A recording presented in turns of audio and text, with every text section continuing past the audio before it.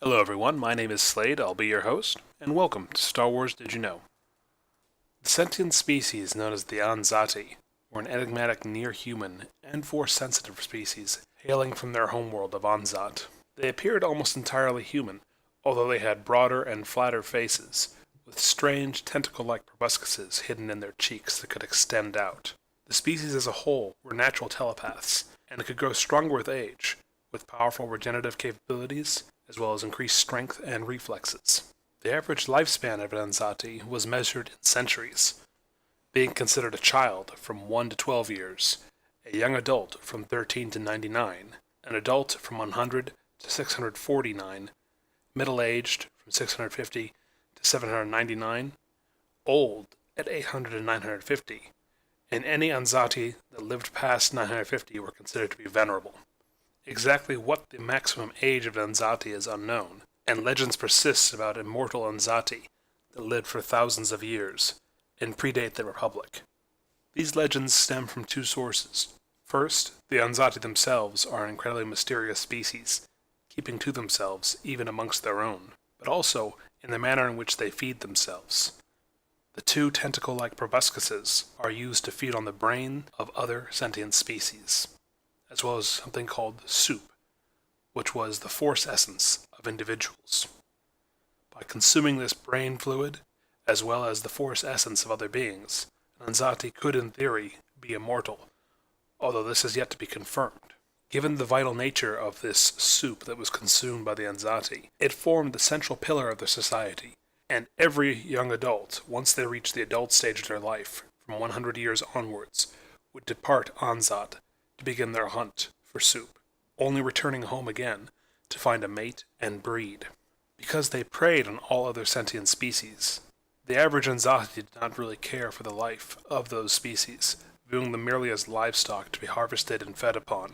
And this viewpoint earned them few friends, if any at all, within the galaxy at large, who viewed them mostly as mindless monsters, constantly feeding on those they could seduce and corner. Because of this terrifying nature, and the fact that they were so enigmatic, many societies across the galaxy developed myths surrounding Anzati, who were seen as monsters and demons that would come for them in the night and suck away their vital essences. And the Anzati, desiring to have little contact with other species, did nothing to discourage this viewpoint, oftentimes cultivating myths around themselves, and certain individuals would become legends in their time. Despite their all-consuming need to feed on the force essences, the soup of other beings, Anzati with their long lifespans were capable of other crafts, and some, if not many, would pursue the arts and other such pastimes.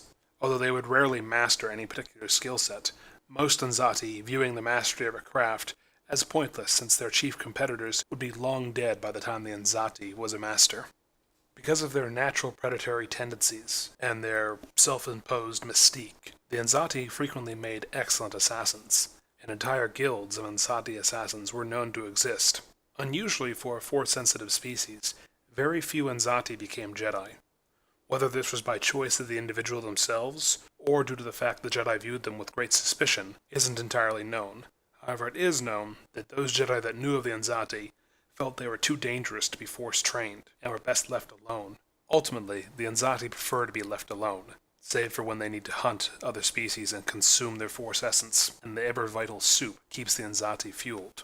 Even the location of their homeworld, Anzat, was unknown for much of galactic history, only recently appearing on star charts, and those brave explorers who visit the planet rarely return, no doubt hunted, enthralled, and finally consumed by the predatory Anzati. Alright everyone, that's the end of this video, and the ending here is going to be a little different. It's not my usual spiel. I just wanted to talk about the Anzati very briefly. For those of you who make the connection, yes, these are basically Star Wars space vampires. There's something actually really interesting about them. The species itself is not currently considered canon in Disney's canon. However, their homeworld is, and oddly enough, one individual of the species, a actual Anzati that appears on screen in one of the movies, is still canon, which means the species as a whole is kind of semi-canon at the moment, which I think is kind of fascinating. I really wonder, since their homeworld and one member of their species, this guy in the cantina in A New Hope, is still technically canon, if the species itself might be made canon again at some later date. Just something interesting to consider. Again, thank you for watching. I hope you've enjoyed it. And if you did, feel free to like and subscribe. Patreon is always welcome, and I'll see you next time.